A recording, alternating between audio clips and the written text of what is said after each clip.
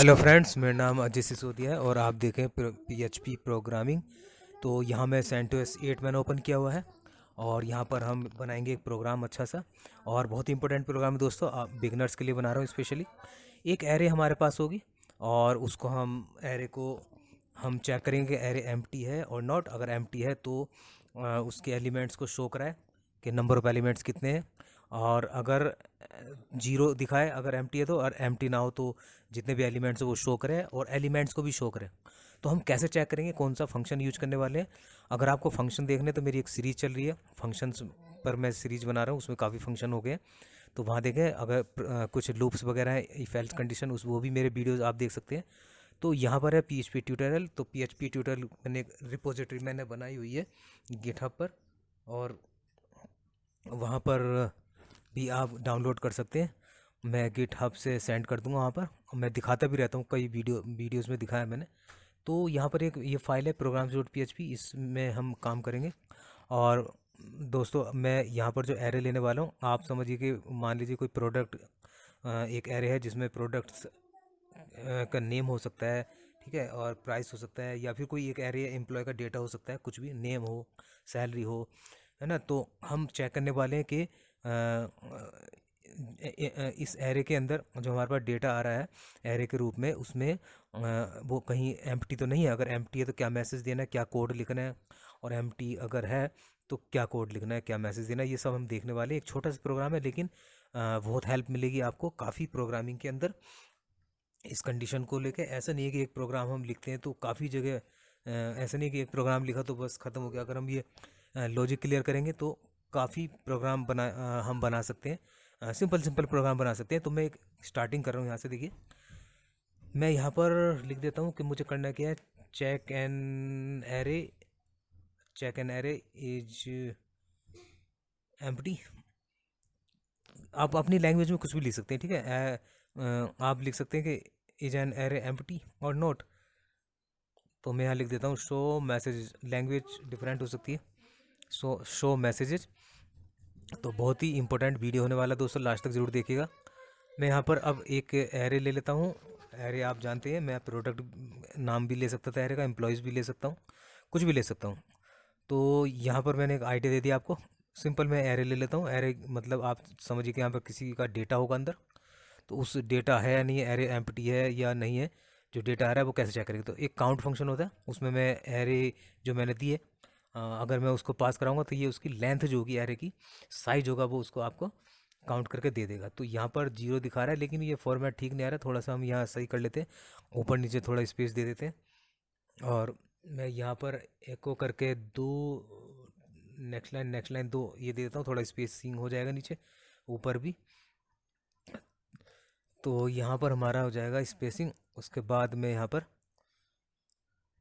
तो काफ़ी आइडियाज़ आप इससे मिल सकता है आपको। तो यहाँ मैं पीएचपी कैसे रन कराते हैं आपको पता है, पीएचपी और प्रोग्राम फाइल का नेम।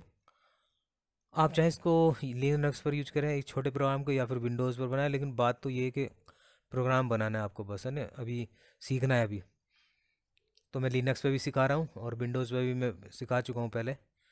तो मैं यहाँ पर लूँगा एक इफ़ एल्स कंडीशन। इफ़ में मैं चेक करूँगा कि ये एरे एम्प्टी है। तो आप पे डिपेंड करता है, अगर एम्प्टी आप नोट एम्प्टी भी चेक कर सकते हैं। जैसे मैंने लिया डॉलर काउंट में उसका नंबर आ जाएगा तो मैं इक्वल टू दिखाऊंगा जीरो। अगर ये जीरो है काउंट तो मैं समझूंगा कि एरे एम्प्टी है। अगर एरे एम्प्टी भी होगी तभी जीरो है ना, उसका एलिमेंट जीरो है तो, क्योंकि ये जो जितने भी एलिमेंट होंगे उसको काउंट करते हैं। एलिमेंट अगर नहीं है तो जीरो शो करेगा। और यहाँ पर अगर एल्स प्रोग्राम बना कर देखें, उसके बाद मैं अब यहाँ पर आगे बढ़ूँगा धीरे धीरे, तो आपको समझ में आ जाएगा। ठीक है, मैसेज आ गया। एम्प्टी भी हो सकता है, कोई यूजर का डेटा हो सकता है, प्रोडक्ट का भी हो सकता है। मैंने यहाँ पर एक एरे में नेम दे दिया। अब ये कह रहा है एरेज नाम हमारा। यहाँ पर क्या करता हूँ, एलिमेंट का नंबर भी प्रिंट करा लेता हूँ। तो number of element is dollar show करेगा, वो काउंट में शो हो जाएगा। Element is one. अब ये एल्स केस में चला गया क्योंकि एरे हमारी एम्प्टी नहीं थी। तो उसने एरे एम्प्टी नहीं तो कोई नंबर आया इसमें, और यहाँ जीरो दिखा रहा है। क्यों दिखा रहा है, एरे एम्प्टी थी। तो अब कहाँ जाएगा, तो काउंट तो जीरो हो गया ना, तो वो इफ़ कंडीशन में जाएगा यहाँ पर ट्रू में, और काउंट जीरो है तो हमने वो प्रिंट करा दिया। तो इतना बड़ा प्रोग्राम नहीं है, काउंट तो सिंपल, आपको काउंट ये है कि उस जितनी नंबर ऑफ एलिमेंट्स है वो शो करेगा। अब अगर आप उसको एल्स में कराते हैं तो उसमें कोई काउंट होगा तो वो शो करा देगा, अदरवाइज वो जीरो काउंट शो करेगा तो जीरो में आ जाएगा। देखिए मैं फिर से रन कराया, तो मैं इसको थोड़ा फॉर्मेट से ही कर लेता हूँ, काफ़ी चीज़ें आपको यहाँ पता चलने वाली है।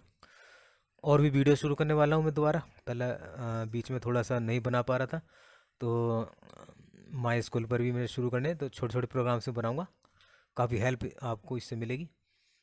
और उसके बाद बीच में फ्रेमवर्क भी देखूँगा मैं, वैसे कोशिश करूँ। तो मैं यहाँ पर कुछ एलिमेंट एंटर कर लेता हूँ, एरे के अंदर कुछ नेम ले लेता हूँ। आप ले सकते हैं, कोई एरे का नाम दे सकते हैं, एम्प्लॉय नेम्स दे सकते हैं, कुछ भी दे सकते हैं। और मतलब ये छोटा सा लॉजिक है लेकिन सब जगह चलेगा। हो सकता है आप कहीं चेक कर रहे हो, कहीं कोई दूसरी साइट बना रहे हो, वहाँ भी चेक कर सकते हैं।